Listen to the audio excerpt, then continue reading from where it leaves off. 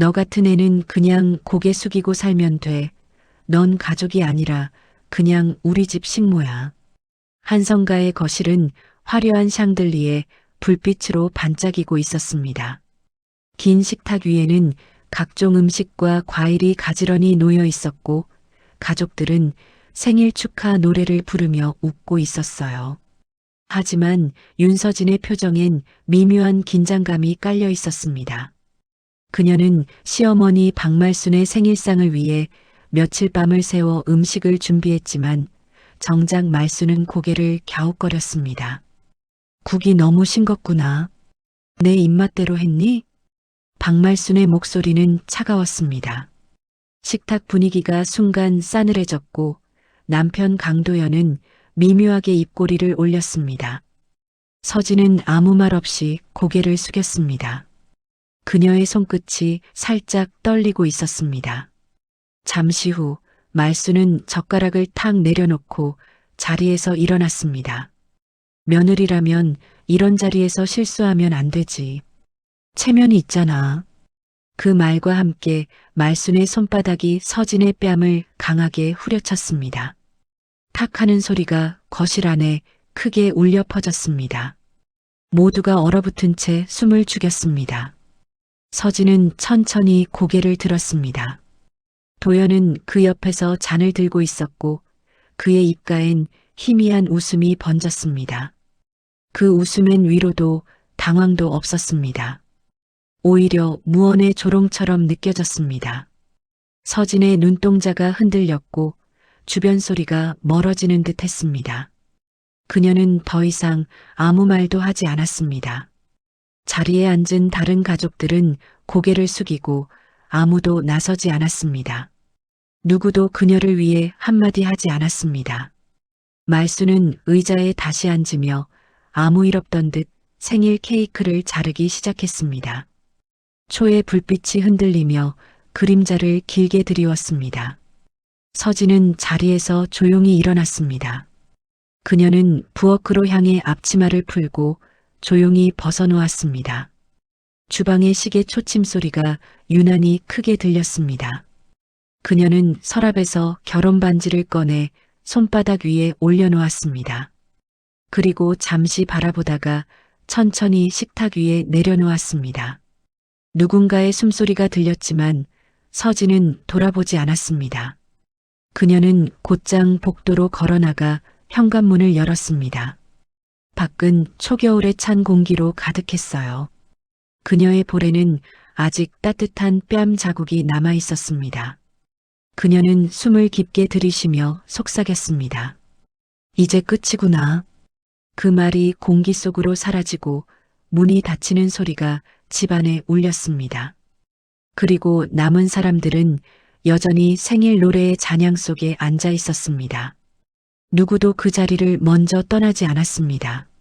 하지만 그날 그 집의 균열은 이미 시작되고 있었습니다. 며칠 뒤 윤서진은 낡은 법률사무소의 문을 조용히 밀고 들어갔습니다.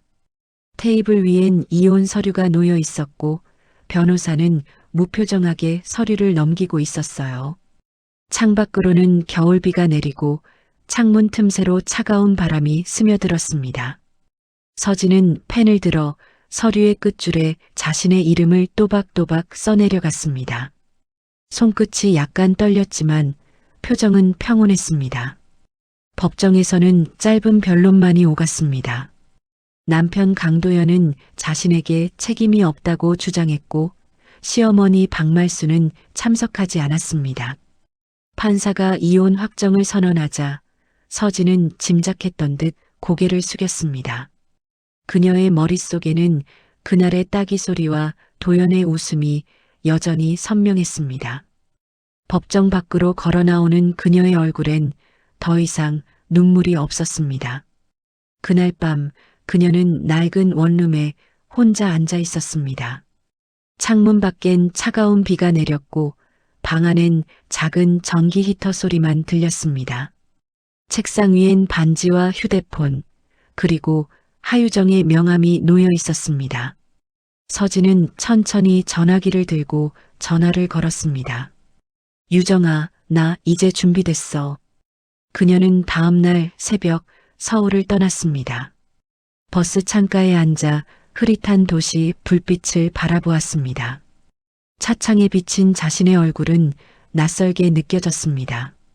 새로운 이름 이서연, 새로운 시작. 하지만 마음속엔 여전히 불이 꺼지지 않았습니다. 그녀는 조용히 눈을 감으며 다짐했습니다. 이번엔 내가 웃을 차례야. 도시의 불빛이 점점 멀어지고 버스는 어둠 속으로 사라졌습니다. 그녀의 손 안엔 아직 반지 자국이 희미하게 남아 있었습니다. 그 흔적은 과거의 상처이자 앞으로의 복수를 예고하는 표식처럼 보였습니다. 새로운 이름으로 다시 시작한 이서연은 작은 자료 분석 회사에 취직했습니다. 하루 종일 컴퓨터 앞에 앉아 숫자와 서류 속에서 살아가는 일상이 반복됐어요. 동료들은 그녀가 조용하지만 일 잘하는 사람이라며 금세 신뢰를 보였습니다. 그러던 어느 날 거래 내역을 검토하던 서연은 낯익은 이름을 발견했습니다. 한성그룹 협력사 한성트레이딩. 그 이름은 그녀의 과거를 차갑게 불러냈습니다. 서연은 심호흡을 한 뒤 데이터베이스를 열어 거래 장부를 다시 살펴봤습니다. 서류 곳곳엔 이해할 수 없는 자금 흐름이 있었고 결제란에는 강도연의 이름이 반복됐습니다. 그녀는 손끝이 서늘해지는 걸 느꼈습니다.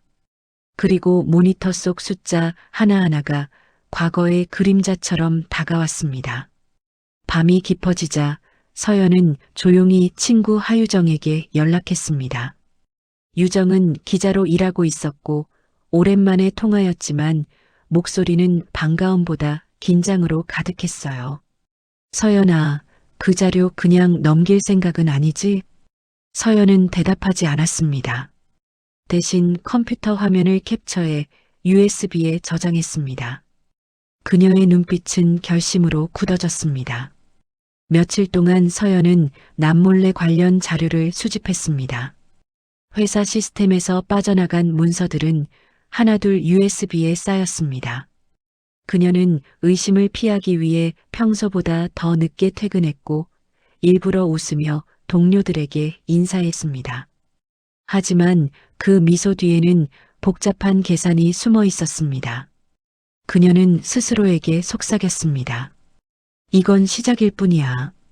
그날 밤 창밖에 불빛이 꺼질 때까지 그녀의 모니터엔 한성이라는 단어가 깜빡이고 있었습니다. 그녀의 손목 위 시계 초침이 유난히 느리게 움직였어요. 시간이 멈춘 듯한 그 공간에서 서연은 과거를 무너뜨릴 단서를 손에 쥐고 있었습니다. 겨울밤의 도시는 차가운 공기로 가득했습니다. 하유정은 신문사 건물의 회의실에서 노트북 화면을 바라보고 있었어요. 모니터에는 한성그룹 비자금 의혹 내부 자료라는 제목이 떠 있었습니다. 서연이 넘긴 USB 안에는 계좌 거래 내역, 회계 조작 흔적, 그리고 이름이 명시된 서류들이 빼곡히 담겨 있었죠. 유정은 숨을 고르고 한 줄 한 줄 검토했습니다. 이 정도면 나라가 뒤집히겠는데. 유정은 낮은 목소리로 중얼거렸습니다. 그녀의 손가락이 키보드를 빠르게 두드렸고 화면엔 기사 제목이 뜨기 시작했습니다. 한성그룹, 내부 인사의 고발로 밝혀진 거대한 비리. 출판 승인 버튼 위에 마우스 커서가 멈춰 섰습니다. 그때 서연의 메시지가 도착했습니다. 유정아, 이름은 빼줘. 난 그저 한 사람으로서 진실을 밝히고 싶어. 유정은 짧은 한숨을 내쉬며 답했습니다. 알았어, 서연아. 그 대신 물러서지 마. 순간 커서가 클릭되었고 그와 동시에 세상의 시간이 움직이기 시작했습니다. 그날 오후 뉴스 사이트는 폭발하듯 반응했습니다. 재벌가의 비자금 스캔들, 내부자의 폭로, 강도연 본부장 연루. 기사 제목들이 연속으로 올라오며 전국 포털을 뒤덮었습니다. 기자들은 경쟁적으로 추가 취재를 나섰고 SNS에는 정의구현이라는 단어가 빠르게 퍼졌습니다. 도시 전체가 그 한 사람의 이름을 속삭이고 있었습니다. 도연은 회사 회의실에서 그 뉴스를 처음 보았습니다. 모니터 속 기사에 자신의 이름이 굵은 글씨로 떠 있었습니다. 그는 분노로 손에 든 컵을 내던졌고 유리 조각이 바닥으로 튀었습니다. 임원들이 숨을 죽인 채 그를 바라봤습니다. 도연의 얼굴은 점점 창백해졌습니다. 그 시각 서연은 좁은 방 안에서 조용히 창문을 닫았습니다. 밖에서는 겨울비가 내리고 있었습니다. 그녀의 노트북 화면엔 수많은 뉴스 알림이 떠올랐지만 그녀는 아무 반응이 없었습니다. 그저 조용히 커피 한 잔을 내려놓으며 중얼거렸습니다. 이제 시작됐네요. 그리고 멀리서 사이렌 소리가 희미하게 들려왔습니다. 그 소리는 마치 거대한 균열의 시작을 알리는 신호처럼 울리고 있었습니다. 기자회견장이 설치된 컨벤션홀은 이미 사람들로 가득 차 있었습니다. 수십 대의 카메라가 무대 위를 비추고 플래시가 연신 터졌습니다. 한성그룹의 로고가 박힌 현수막이 뒤로 걸려 있었고 중앙에는 하얀 연단이 놓여 있었습니다. 기자들의 웅성거림 속에서 문이 열리고 이서연 아니 윤서진이 천천히 걸어 들어왔습니다. 그녀의 걸음은 단단했고 눈빛에는 결의가 담겨 있었습니다. 도연은 그 광경을 객석 뒤편에서 지켜보고 있었습니다. 그의 얼굴은 수척했고 손에는 구겨진 기사 스크랩이 들려 있었습니다. 서진이 연단 위에 서자 기자들의 카메라 셔터가 쉴 새 없이 울렸습니다. 조명이 그녀의 얼굴을 비추자 그 하얀 빛 속에서 뺨의 상처 자국이 선명히 드러났습니다. 그녀는 마이크 앞에 서서 잠시 숨을 고르더니 입을 열었습니다. 저는 한성그룹의 며느리였습니다. 그러나 그 이름은 제 인생의 굴레였죠. 그녀의 목소리는 단단했고 홀 안은 순식간에 조용해졌습니다. 서진은 준비해온 서류를 펼치며 내부 비리와 횡령 증거를 공개했습니다. 서류에는 강도연의 서명이 선명히 찍혀 있었습니다. 도연은 자리에서 일어나려다 그대로 굳었습니다. 그는 자신이 찍은 서명을 보며 손을 떨었습니다. 기자들이 일제히 카메라를 들이대고 질문들이 쏟아졌습니다. 그녀의 주장이 사실입니까? 당신은 폭력의 가해자였습니까? 서진은 그 모든 질문에 대답하지 않았습니다. 대신 마지막 한 장의 사진을 들어 보였습니다. 사진에는 생일상 앞에서 웃던 도연과 싸늘한 표정의 자신이 함께 찍혀 있었습니다. 그녀는 그 사진을 천천히 내려놓으며 말했습니다. 그날 제 복수는 이미 시작됐습니다. 홀 안이 술렁였고 기자들은 더욱 몰려들었습니다. 도연은 고개를 숙인 채 한 걸음도 떼지 못했습니다. 그의 얼굴엔 공포와 후회의 그림자가 번졌습니다. 서진은 더 이상 말을 잇지 않았습니다. 그녀는 조용히 연단을 내려와 회의장을 빠져나갔습니다. 밖으로 나서는 순간 따뜻한 햇살이 그녀의 얼굴을 비췄습니다. 그녀는 하늘을 올려다보며 눈을 감았습니다. 그 짧은 순간 어딘가에서 겨울바람이 불어와 머리카락을 스쳤습니다. 그녀의 마음은 고요했지만 세상은 이제 폭풍의 중심으로 들어서고 있었습니다. 폭로가 있은 지 며칠 뒤 한성그룹 본사 앞은 기자들과 시위대들로 붐볐습니다. 출근길마다 카메라 플래시가 터졌고 회사 정문엔 진실을 밝혀라는 현수막이 걸려 있었어요. 언론은 연일 한성가의 비리를 보도했고 도연의 얼굴은 뉴스 화면에서 매일 반복됐습니다. 그는 사무실 안에서 수십 통의 전화를 받았지만 어느 누구도 그를 두둔하지 않았습니다. 책상 위의 명패 본부장 강도연은 이제 의미를 잃은 금속 조각처럼 차갑게 빛났습니다. 그날 오후 금융감독원 조사관들이 회사로 들이닥쳤습니다. 서류 더미가 쏟아지고 직원들은 허둥지둥 자료를 숨기려 했지만 이미 늦었어요. 도연은 회의실 한켠에서 조용히 서류 봉투를 들고 있었습니다. 그의 시선은 창밖을 향했지만 아무것도 보이지 않았습니다. 모든 게 끝나가고 있었죠. 저녁 무렵 어머니 박말수는 자택에서 쓰러졌습니다. 심장박동이 불규칙하게 요동쳤고 구급차의 사이렌이 밤거리를 가르며 달렸습니다. 도연은 병원으로 달려갔지만 어머니는 의식을 잃은 채 산소 마스크를 쓰고 있었습니다. 그의 눈앞에 예전 생일상 날의 장면이 스쳐갔습니다. 그날 웃던 자신의 얼굴이 떠올랐습니다. 병실 복도에는 기자들이 몰려들었습니다. 가족 폭행, 비자금 혐의, 어머니 중환자실. 플래시가 터질 때마다 도연은 눈을 감았습니다. 그는 그 자리를 도망치듯 빠져나왔습니다. 병원 밖은 차가운 비로 젖어 있었고 가로등 불빛이 흐릿하게 번졌습니다. 도연은 한참을 걷다가 멈춰섰습니다. 길가의 쇼윈도에 비친 자신의 모습은 더 이상 자신 같지 않았습니다. 양복은 구겨지고 얼굴엔 피곤과 절망이 뒤섞여 있었습니다. 그는 주먹을 쥔 채 허공에 한마디를 던졌습니다. 그녀가 이길 줄이야. 바람이 세차게 불며 그의 넥타이를 휘날렸습니다. 멀리서 트럭 한 대가 지나가며 경적을 울렸습니다. 그 소리는 비명처럼 울렸지만 도연은 고개를 들지 않았습니다. 그의 발밑엔 찢어진 신문 한 장이 바람에 나부꼈습니다. 신문엔 커다란 제목이 적혀 있었습니다. 한성가 무너졌다. 몇 달이 흘러 봄이 찾아왔습니다. 작은 시골 마을의 언덕길에 노란 유채꽃이 가득 피어 있었어요. 그 길 끝에는 하늘정원 꽃집이라는 간판이 걸린 작은 가게가 있었습니다. 문을 열고 나온 윤서진은 앞치마를 고쳐 매며 화분들을 정리했습니다. 그녀의 얼굴은 한결 평온해졌고 손끝에는 묘한 따뜻함이 스며 있었습니다. 가게 문 앞에는 손님들이 줄을 서 있었어요. 아이부터 노인까지 모두가 꽃을 사러 찾아왔습니다.